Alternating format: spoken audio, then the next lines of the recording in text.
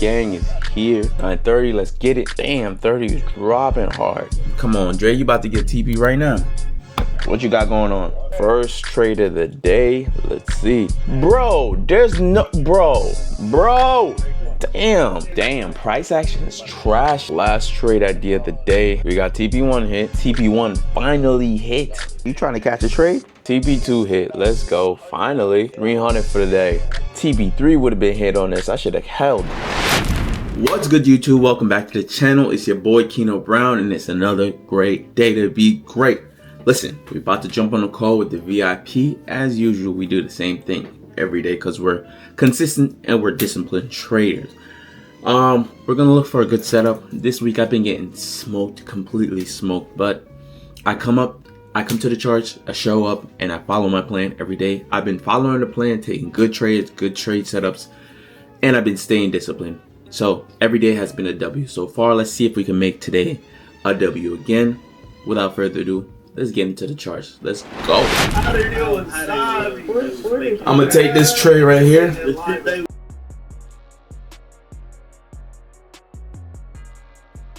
Break? What? Yo, what? Damn. It just failed me just quick as hell.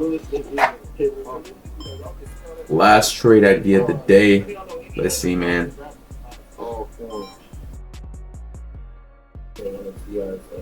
Ooh, we got TP1. We got TP1 hit. Well, first kind of win for the week, man.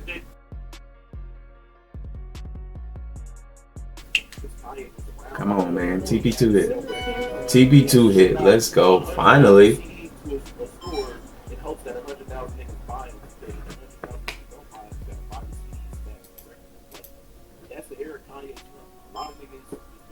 Up 300 for the day. Not bad. 300 on 7 accounts. Not bad. Not bad.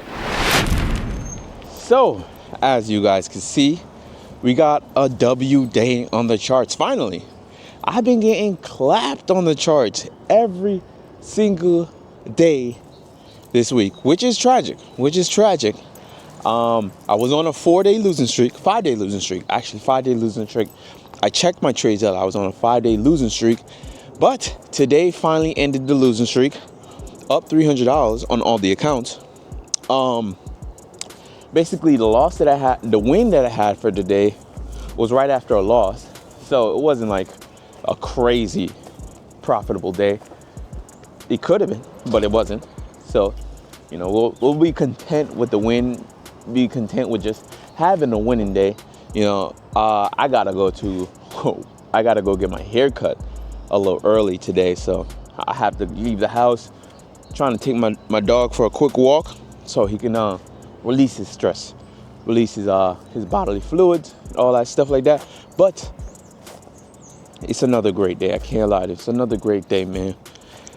I show up and I perform every day. Show up and I do the right stuff. I do practice discipline. I practice my discipline. I practice my following the plan and staying patient, staying disciplined, all that stuff. Like, trust me, I'm definitely taking all of the proper trades that I need to be on the right side of trading. It's just the market conditions weren't favorable for the trades that I was taking this week. The ranges was huge. Like I seen I was taking stop losses of like 60 points and up, like 50 points and up. And usually I take stop losses less than 50 points, like almost 30 points, less than 30 points sometimes. So the ranges was wide and the stops would get hit really fast. And as I said, I was following my rules, staying disciplined, following the plan, doing what I gotta do. But you know, I gotta put y'all on game. I got to show you guys how I was able to catch these trades, because I wasn't even really to show you guys any wins this week. So the one win I get for the week, I'm damn sure I'm gonna show you guys how I was able to catch this win. Trust me, I do the same thing every day. Everything that I'm about to show you, I do this same thing every day. Obviously, as I told you guys in previous videos, you could do the right thing every single day and still take a loss. Still take a loss. No matter how disciplined you are, no matter how, how much you follow your plan and execute according to the plan and following your A+ setups, you could still lose. You could still go on a losing streak. Just know, when you're on a winning streak, the loss is around the corner. And when you're on a losing streak, the win is around the corner. So just keep your risk to reward high and all that stuff. But without further ado, I'm just going to show you how I was able to catch this trade on YM1. So I hope this helps. Let's get into it. So let's have a quick trade recap. We're not going to make this too long, but let's jump on the 1 hour time frame, as usual. So for the week, as you can see, the market is still live right now, but we're just going to do bar replay too, so we can see what the markets look like when we first jumped on the chart. The market has been in a continuous downtrend, right? Even though I took buys today, the market has been in a continuous downtrend. So usually what I like to do is identify the trend on the higher time frame. You can see we got highs, we got lows, highs, lows, highs, lows. Like, we can see a consistent downtrend happening, right? So I marked out all of my areas of interest. You can see them. I made them in purple. These are all of my areas of interest on the 1 hour time frame, and on the 15-minute time frame, these are my areas of interest. So based on structure, that's how I really draw my areas of interest on the 1 hour time frame. And I do the same thing on the 15-minute time frame. Then I wait for the 1 minute time frame to catch an entry off of these areas of interest. So it's basically usually structure, area of interest, and then 1 minute time frame looking for the trade. So let's go to the 15-minute time frame. Let me show you guys how I drew that one up too. I identified structure just the same way I did for the 1 hour time frame. I just identified structure. From here, we can see the highs. We had lows, high, low. We had high up here, but it didn't create a low. So I don't know if this is exactly in high, because price can go up here, price can go up here, price can stop right here, go right here, and then go up there. Like, a lot of things can happen. So it's not very clear that that's the last, that's the next high, because it could be just a higher low instead of a lower high. So basically I drew up my structure points right here. As you can see, these are all just based on structure in the markets. As I said, these are basically all I use is structure. Structure is how I trade. Supply and demand, you can call it supply and demand, support and resistance. It's just structure to me. I call it the same thing. And I mark up all of these areas of interest. Let me take up this real quick. So I have all my areas of interest marked up right before 9:30, and then I'm waiting for, after 9:30, I'm waiting for price to show me something. Show me what you want to do next. Basically, I'm waiting for price to come to one of these areas of interest. Once it comes into one of these areas of interest, I'm waiting for a reaction. It can have a reaction, or it could go like that. Like, it could go above the price and then start to push away from it, or it can go straight to price and start to pull back. Something like this down here, we can wait for that, or you can wait for something like that to continue downwards. It all just depends. It depends on how it looks on the 1 minute time frame. But I have these areas of interest because I only play in these areas of interest. I only look for trades when price get to these areas of interest. All of this area in between, this is dead zone. This is all dead zones. Like, I don't play in the dead zones. I only play in areas of interest that lines up with structure, because those are the highly probable areas that it's been to before that had a reaction from, that it had price come in. Either was it influx of buyers or influx of sellers, but something happened there that made price move. So I want to make sure I pay attention to that when we drop back down to the 1 minute time frame. So on the 1 minute time frame here, right? Let me just fast forward to 9:30 real quick. So this was the 9:30 candle. This is how it looked like. And then, and then price started dropping.